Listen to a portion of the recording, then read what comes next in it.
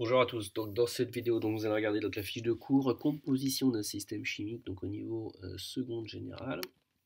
Donc tout d'abord on va en faire des petits rappels donc, sur donc, les corps purs et les mélanges. Donc on vous dit ici donc un corps pur est constitué d'une seule espèce chimique, donc c'est-à-dire que par exemple si vous prenez un verre d'eau, il n'y a que des molécules d'eau. Dans ce cas-là vous avez de l'eau pure. D'après le mélange aussi, un mélange est constitué de plusieurs espèces chimiques. Donc, des exemples. Donc là, avec des mélanges au niveau macroscopique, donc visible à l'œil nu. Donc ici, pour un mélange homogène, les constituants ne se distinguent pas à l'œil nu. Donc par exemple, l'eau salée est un mélange homogène, puisque en gros, généralement, pour faire de l'eau salée, vous avez pris de l'eau supposée pure, avec donc dans laquelle vous avez dissous donc du sel. Mais à la fin, si vous n'avez pas mis trop de sel, donc vous ne distinguez absolument pas le sel de l'eau. Mélange hétérogène, les constituants se distinguent à l'œil nu. Donc par exemple une vinaigrette est un mélange hétérogène parce que généralement vous distinguez bien donc l'huile au-dessus, la vinaigrette avec peut-être un peu de moutarde, etc. Non, en tout cas vous distinguez plus de deux constituants, donc c'est un mélange hétérogène. Pour ce qui est de la composition des mélanges, donc on peut définir ce qu'on appelle la proportion en masse d'une espèce dans un mélange. La proportion en masse n'est rien d'autre que la masse de l'espèce divisée par la masse totale, exprimée dans la même unité, c'est important. Si vous voulez un pourcentage, vous multipliez par 100, ce nombre-là. Et dans ce cas-là, vous obtiendrez un résultat en pourcent. Si vous voulez une proportion en volume d'une espèce, donc dans un mélange, vous, pareil, vous faites le quotient donc du volume de l'espèce divisé par le volume total, donc toujours exprimé dans la même unité. Donc lorsqu'ils sont exprimés en pourcent, ces rapports sont nommés respectivement pourcentage massique et pourcentage volumique, ou pourcentage de la masse, pourcentage du volume. Donc n'oubliez pas, donc ça c'est donc des proportions. Ces proportions, donc c'est donc quand vous faites le quotient de la masse divisé par la masse totale, le volume divisé par le volume total, dans la même unité bien entendu. Si vous multipliez par 100, vous obtenez des pourcentages massiques et des pourcentages volumiques. Un exemple que vous connaissez, donc l'air, donc 78% de diazote, 21% de dioxygène et d'autres gaz tels que donc les gaz rares, le CO2, donc on n'arrête pas de parler en ce moment. Ensuite, pour identifier les espèces. Alors, plusieurs techniques que nous avons vues, ou que vous allez voir dans vos TP. Donc, température de changement d'état. Donc, on va mesurer à quelle température donc un corps donc, change d'état, solide, liquide ou gaz. On peut mesurer sa densité, son indice de réfraction. Donc, il y a plein de grandeurs physiques qui caractérisent donc, une espèce. La masse volumique, nous, celle qu'on a utilisée beaucoup, donc d'une espèce M et de volume grand V, donc est caractéristique d'une grandeur d'une espèce. Donc vous avez ici la masse volumique ρ, donc en grammes point L-1. Donc si vous n'aimez pas cette notation, vous pouvez mettre G slash ou diviser par L. Donc avec une masse ici en grammes, un volume en litres. Donc si vous divisez des grammes par des litres, vous obtenez bien des grammes par litre. Au niveau des tests chimiques, on les verra plus loin. Donc il y a des tests chimiques qui sont caractéristiques de certaines espèces comme le dioxygène, le dihydrogène, l'eau ou le dioxyde de carbone. Nous avons aussi utilisé donc une technique qui s'appelle, pour identifier les espèces, la chromatographie sur couche mince. Généralement on note CCM. Donc la chromatographie permet donc de séparer et d'identifier des espèces chimiques. Donc en fait elle permet de séparer. Pourquoi? Parce que quand vous mettez un mélange, vous mettez à élution, c'est-à-dire vous mettez une plaque, vous le mettez dans un liquide approprié, donc dans lequel le liquide va migrer par capillarité, et vous voyez ici, il va pouvoir séparer les espèces d'un mélange. Donc c'est pour ça qu'on dit séparer. Et ensuite, il va pouvoir permettre cette technique de les identifier si vous comparez donc ici, donc dans le dépôt du mélange, avec une espèce dans laquelle vous voulez, à laquelle vous voulez comparer. Si vous faites une chromatographie que avec votre mélange, en gros, vous allez utiliser le fait que la chromatographie permet de séparer les espèces. Mais si vous mettez rien pour comparer à côté, vous ne pourrez pas dire quelles sont les espèces. Vous pourrez juste dire qu'il y a une ou plusieurs espèces. Donc c'est pour ça que aussi c'est une technique d'identification, mais après à vous de mettre donc les bons éléments de comparaison. Donc c'est en fait une technique d'identification par comparaison. Et si vous n'avez rien mis à comparer, vous n'allez pas identifier grand-chose. Les chromatogrammes d'espèces donc chimiques incolores doivent être révélés après élution, donc révélés généralement sous une lampe UV. Donc là, le fond de l'éluant, c'est là où on s'arrête, le liquide, quand on enlève la plaque.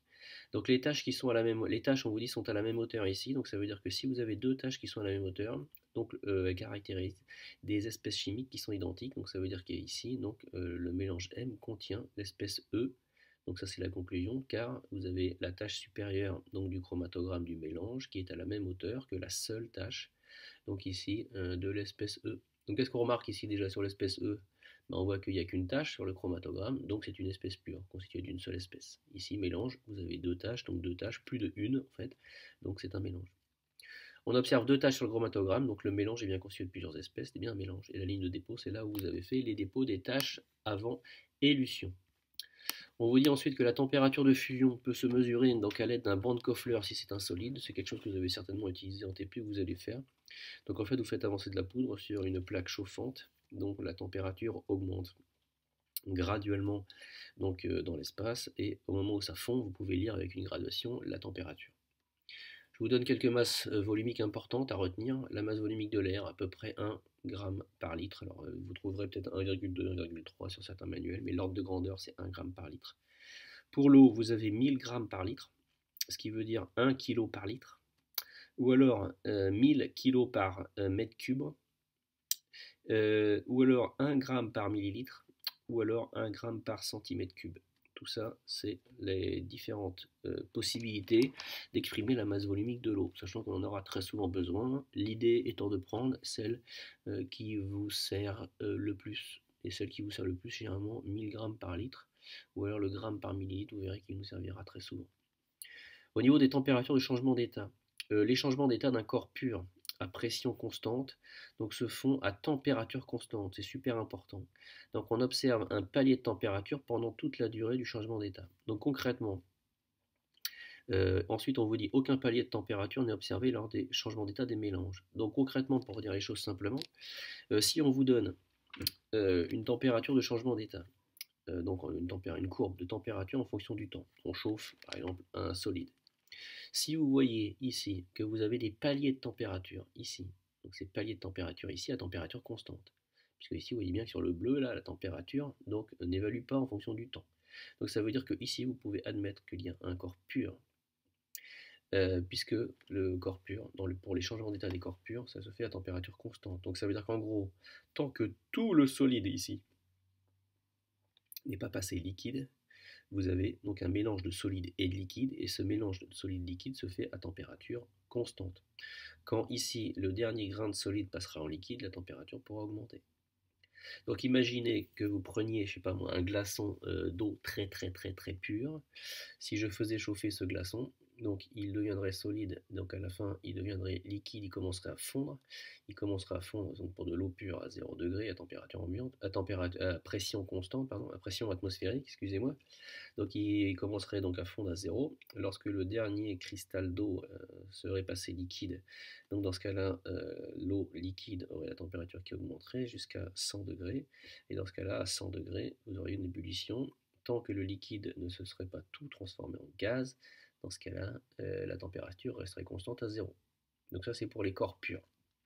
Donc dans les corps purs, vous avez des changements d'état qui se font ici à température constante. Donc là, regardez bien, je répète, en fonction du temps, vous avez bien la température qui est constante. Si vous avez donc des ruptures de pente comme ça, mais pas, vous voyez ici pour le mélange, là, vous avez aussi, on voit bien qu'il se passe quelque chose. Au même point ici, on voit bien qu'il y a des ruptures de pente, mais il n'y a pas des températures constantes. Donc dans ce cas-là, c'est un mélange. Donc pour faire simple, hein, on vous donne des courbes, c'est assez simple. Si vous avez des paliers de température corps pur, si vous n'avez pas de palier, mélange, aussi simple que cela. Ensuite, quelques bilans en images, donc les tests. Donc le test pour l'eau, vous l'avez déjà vu au collège, c'est du sulfate de cuivre anhydre. Donc dans ce cas-là, si le résultat du test positif, c'est-à-dire s'il y a bien la présence de l'eau, dans ce cas-là, la poudre devient bleue. Donc généralement, on ajoute dans un on ajoute de la poudre dans une coupelle et on ajoute à l'aide d'une pipette le liquide à tester si c'est de l'eau. Donc la poudre devient bleue. Pour le dioxygène, donc c'est une bûchette incandescente. Donc qui dans ce cas-là, vous avez une incandescence ravivée, c'est-à-dire qu'en gros vous voyez une flamme qui réapparaît. Pour le dihydrogène, donc vous approchez donc une allumette enflammée d'un tube à essai par exemple qui contient le gaz. Quand vous enlevez le bouchon, vous devez entendre un petit pop caractéristique. Le dioxyde de carbone, donc c'est le nom du test, c'est le test à l'eau de chaux. Donc il faut faire barboter le gaz dans de l'eau de chaux. Si l'eau de chaux se trouble avec l'apparition d'un précipité blanc, c'est que le gaz que vous venez de faire barboter est bien du dioxyde de carbone. Donc le banc de Koffler dont je vous parlais, c'était donc cette image-là. Donc ici le banc de Koffler, vous mettez la poudre, vous la faites avancer jusqu'au moment donc, où elle fond. Et à partir du moment où elle fond, vous prenez le petit curseur et vous pouvez lire ici donc, la température de fusion. Pour la masse volumique, qui caractérise aussi un élément, donc ici, il vous faut une balance, il vous faut une éprouvette graduée ou toute autre verrerie qui vous permet de mesurer un volume. Donc ça, c'est pour décrire et caractériser la matière. Donc on peut mesurer la température de changement d'état, mesurer la masse volumique, la caractériser donc par la chromatographie sur couche mince. Donc ici avec les mélanges, vous avez deux espèces, même espèce chimique quand vous avez deux tâches qui sont ici donc à la même hauteur. Donc bien sûr on a comparé à ce qu'on appelle un échantillon de référence qu'il faut bien entendu judicieusement choisir. Ensuite on vous rappelle ici, donc dans la matière vous avez donc des corps purs, donc de l'eau distillée ou de l'eau pure avec une masse volumique qui vaut 1,0 kg par litre. Que vous avez des mélanges qui peuvent être homogènes ou hétérogènes. Donc hétérogène, c'est quand vous pouvez distinguer au moins deux constituants. Et dans ce cas-là, on vous disait que pour un mélange homogène, peut-être que l'air, dans l'air, vous levez les yeux, vous n'allez pas avoir les différents constituants de l'air, à peu près 1 kg par mètre cube, ou alors 1 gramme par litre, 20% de dioxygène à peu près, et 80% de diazote. Je vous encourage vivement aussi à aller voir donc, la page 18 et 19 du manuel, donc Hatier, pour confirmer et faire en gros des petites applications sur des calculs très simples. Voilà, j'espère que cette vidéo vous sera utile.